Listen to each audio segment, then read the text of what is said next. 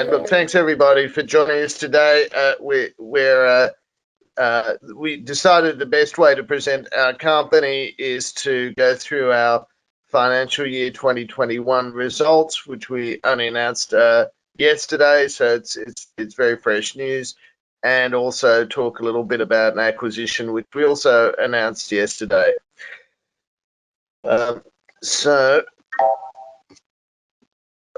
Can you turn the pages, Michael? Thank you. All right, so let's start with what CentralNic does, and we provide the tools businesses need to succeed online. And that's two different activities or divisions. Firstly, we have our online presence tools. So these are the basic tools that companies need to get on the internet. Web addresses, website, hosting, email, those kinds of things. And all of these products are sold on an annual subscription basis, which means that our revenues are largely made up of payments, annual payments from customers for services that they actually procured from us years ago, and just to maintain those services. As you can see, the growth rate of that business or that division was 9%. During the course of 2021, up substantially from the 5 to 6% of years gone by.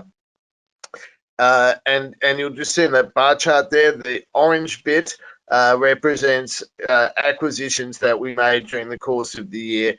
So we actually added back the revenues from prior to when we bought them, just in order to show a true like-for-like comparison between exactly the same businesses. So it's very clear this is organic growth.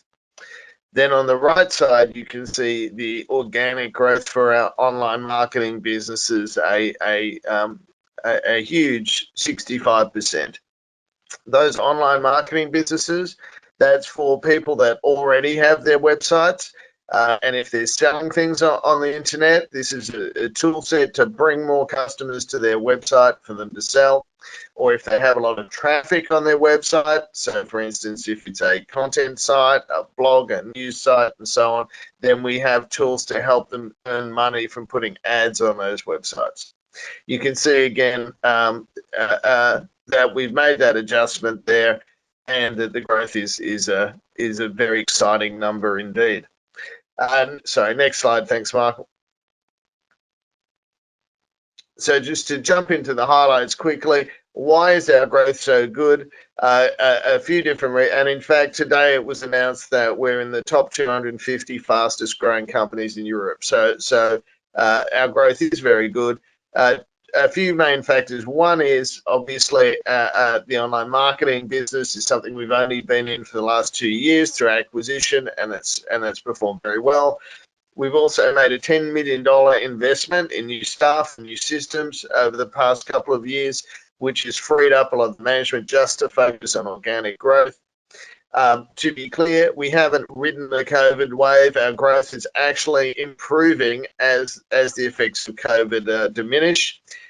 But where we are getting some help is that between GDPR, big technical platforms stopping cookies, and a general public's view that websites should stop collecting their private data and selling it, all of this helps us because none of our technology has ever collected private data, and we've never sold it.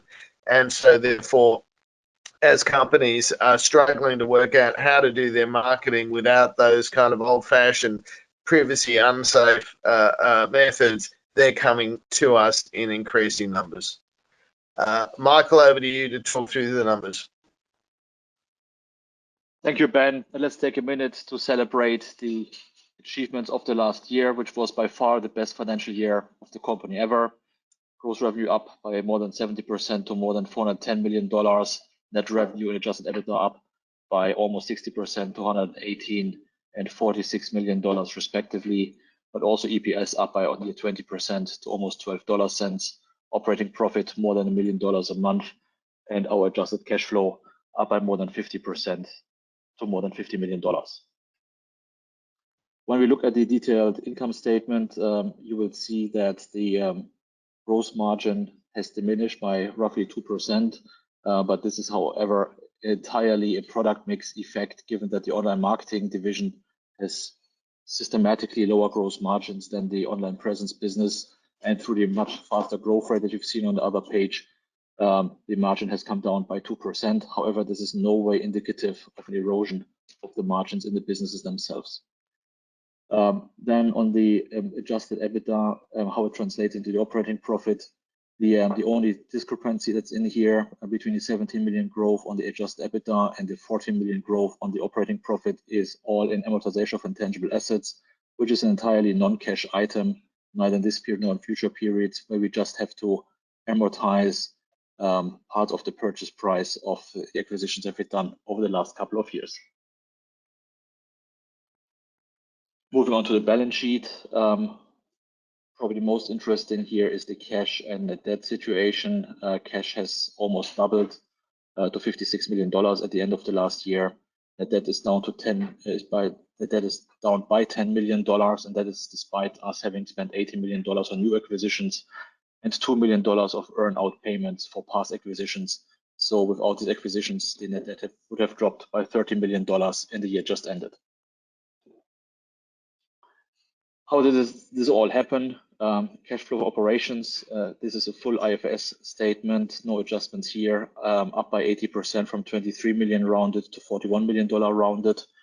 And on the following page, given that our M&A activity, of course, also impacts the cash flow, we are presenting an adjusted cash flow where we remove the impact of the M&A expenses.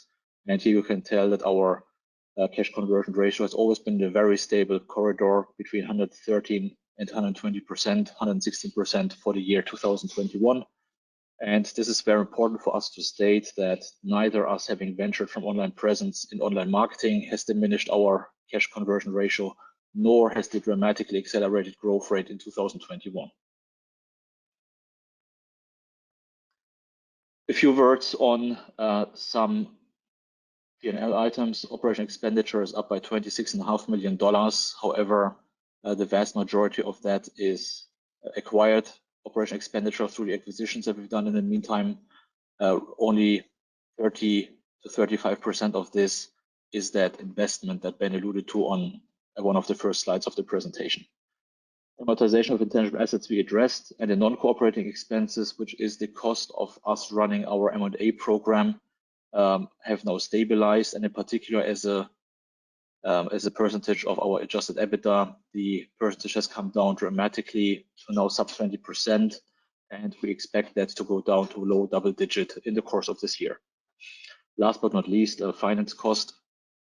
This comes from a bond that we issued in several tranches between 2019 and today, and which carries a 7% coupon. However, through a tap issue in 2021 and the recent refinancing with Macquarie, we can tell that the actual yield expectation of bond investors is rather around 4.5%.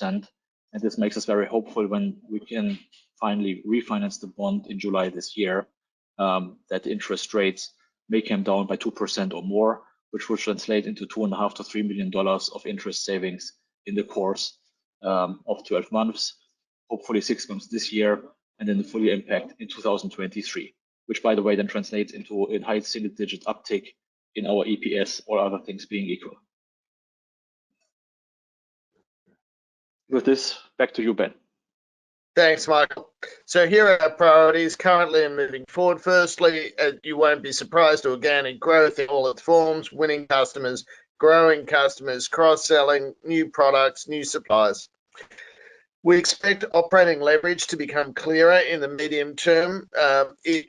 Some savings may come from integrations, but the vast majority simply will come from scale. We operate platform businesses which could handle a vastly higher volume of transactions, and so as the transactions go up, the costs of running the platforms remain relatively stable. And it's clear when you look at companies that operate similar platforms in larger markets like on NASDAQ, that you can see that with their higher volumes has come stronger margins, and so that's absolutely our expectation. Mergers and acquisitions remain a very important part of our business. We're always looking for companies that match our own investment profile, namely recurring revenues, high cash generation, and of course customer stickiness. And we do have some great deals lined up, including one we've just finalizing right now. And lastly, to just reiterate what Michael said about debt, our debt is almost all a bond with a 7% coupon. We can renegotiate, we can refinance that as of July this year with no penalties, and all indicators are it will end up below 5%. On the net debt to Ebitda ratio, it's currently 1.6 times. That's down from 2.5 times when we first took the bond. So it's very clear that with all of our cash generation, despite spending money on acquisitions, we're still bringing that net debt to Ebitda ratio down. All other things being equal, it'll be down below 1 at the end of this year. And our interest rate coverage is a very, very comfortable 4.5 times, and we don't expect that to change. Next slide, thanks, Michael.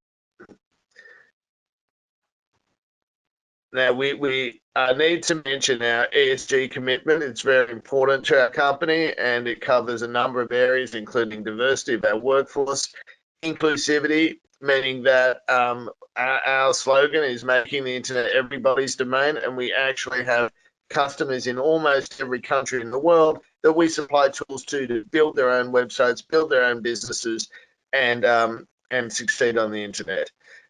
We first announced that we were carbon neutral back in 2012.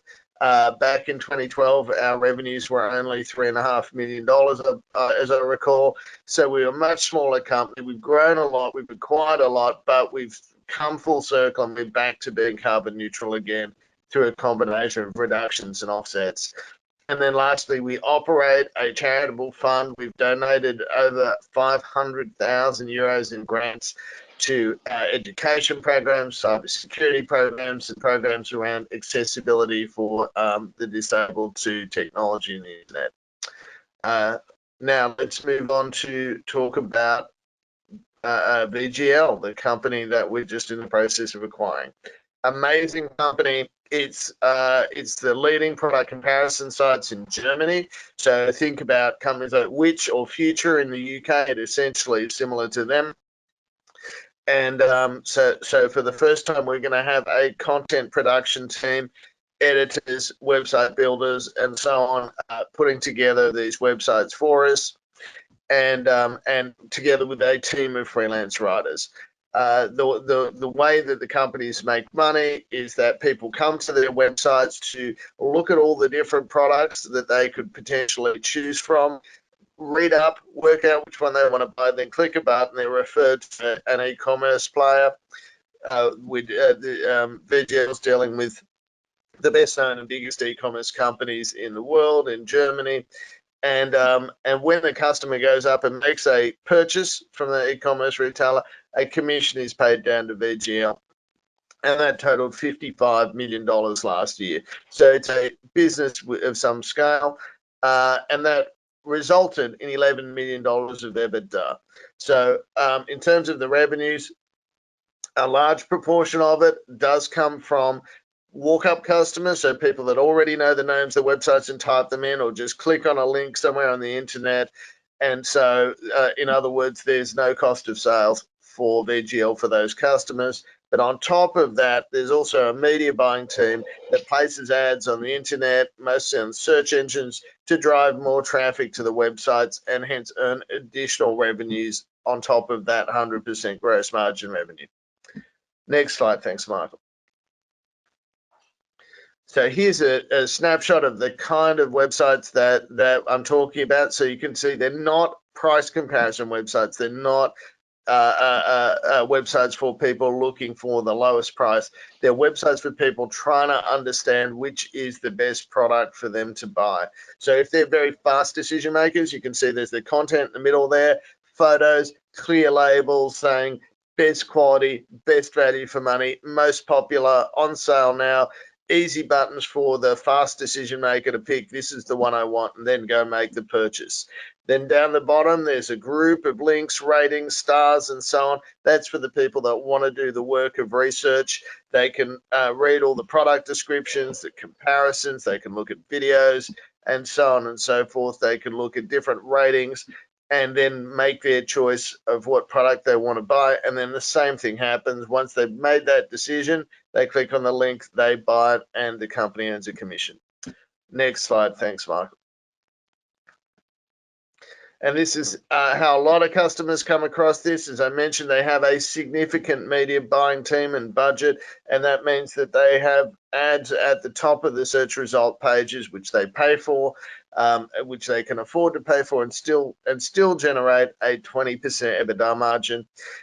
But in addition to that, you can see at the bottom of the page, they have multiple different websites that cover the same categories, which means that when you're looking to choose which blender you want in Germany, and the same thing with 100,000 other products, you can actually find that they are all over the search results, and wherever you click, you're going to end up picking a website owned by VGL.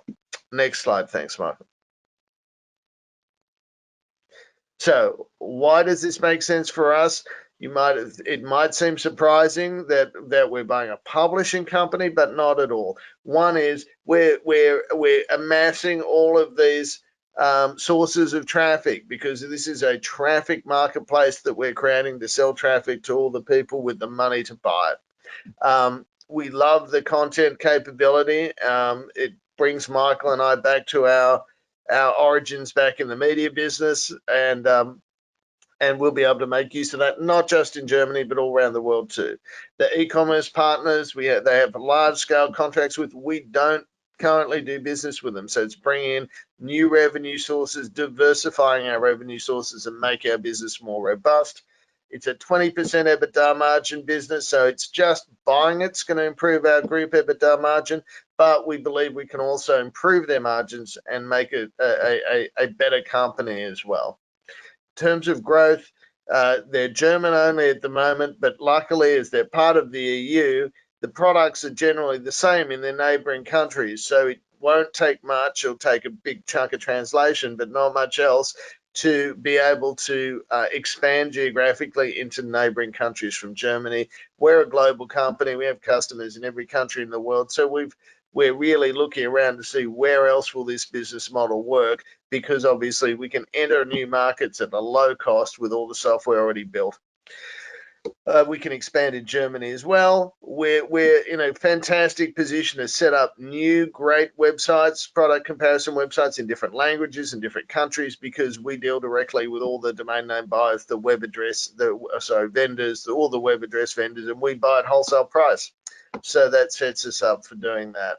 We'll save costs as well. We can buy, in some instances, we can buy customers or get customers to the website cheaper than they can, because they put their ads on search. We're experts at putting ads in social media and native networks, which in some instances are cheaper. We have another company in Berlin, Wando. We can close their office down and move them into this new office. And then lastly, for all kinds of suppliers, we have a bigger buying power. We buy cheaper than they do, and we'll be able to move them onto our price schedules. Over to you, Michael. Thank you, Ben. And on this slide, we've presented how CentralNic would have presented itself for 2021 if Billboard or VGL had already been acquired. Revenue would have been up to $470 million, EBITDA to 58, and EBITDA margin up by 1%. And we expect this transaction to be highly accretive. On the left bottom corner, you can see that the agreed consideration represents 6.2 times EBITDA, notably less than the implied multiple at which CentralNic is trading. And in the right bottom corner, you see that we're only bringing a small debt component in order to minimize the dilution. However, after this transaction, then that leverage will already be 0.1 times lower than it is before the acquisition. And coming to this, so we are just in the process of finalizing a fundraising. Settlement is tomorrow, 42 million sterling gross plus 3 million sterling open offer. And Macquarie is providing us with a 21 million euro committed debt facility with a yield to the call date of 4.6%, notably lower than the 7% that we're currently paying. This takes us to the end of the presentation and to the Q&A. First one is, more and more people are using apps over the website. So how is that going to affect your business?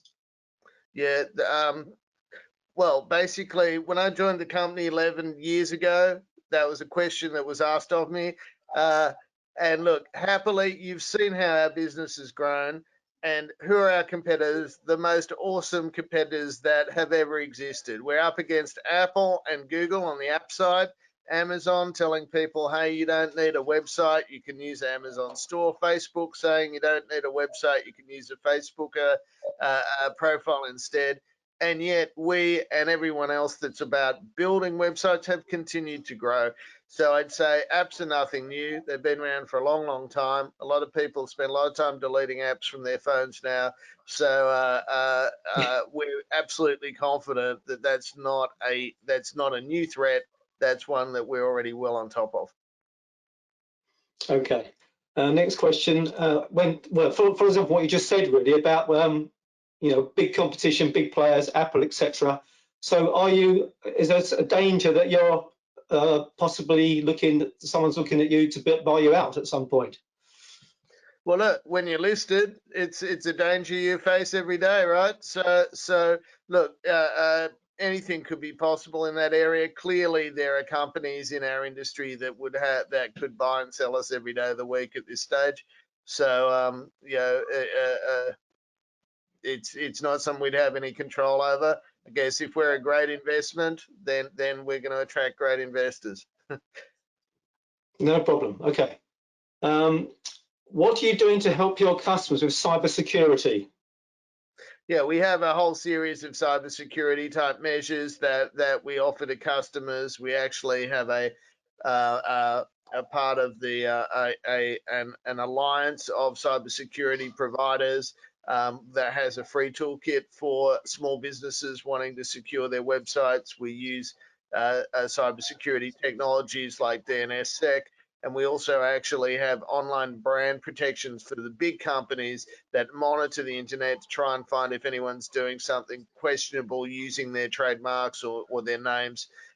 So we actually have a whole suite of products and services like that. Okay. There's one here. Ben Michael, congratulations on an excellent year and what looks like a very interesting acquisition.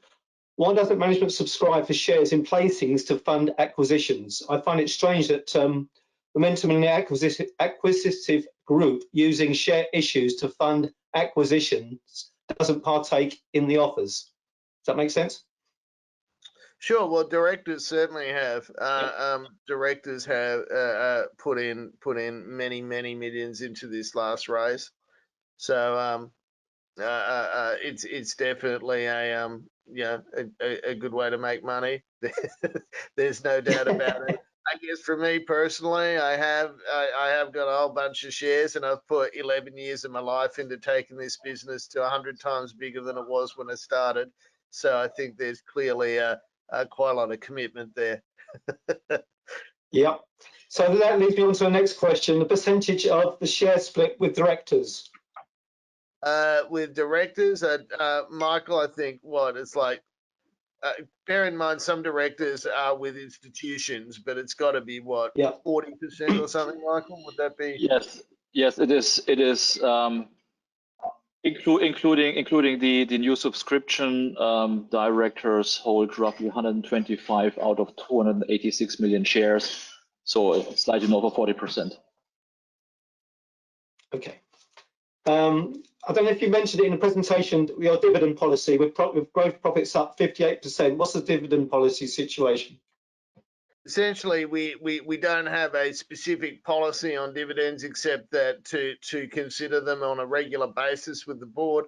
It's quite a contentious issue in that some investors are telling us, look, you're a roll-up. We want you to spend your cash on buying companies, not giving it to us and then coming back 3 weeks later asking us to return it, whilst others would like to see dividends. Obviously, during COVID, we thought it was like most companies, appropriate to conserve cash it is something that the board will consider again on a regular basis. Okay. The recent acquisition of VGL, the placing price was around 120. How do you view that decision now? Well, look, last week there were trades at below 120 on market.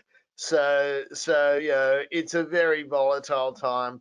You know, we obviously it just means that, well, two things. Those investors who've come in have been able to already earn a significant return. And I've got to add, there's an open offer. So any holders there, you can hold your corner. You can invest at the 120 for the next few weeks too, up to proportionate to your holding. And I believe if it isn't fully taken with people holding their corners, there's also a mechanism that you can take more. So for those that have actually invested, there's an opportunity for you there.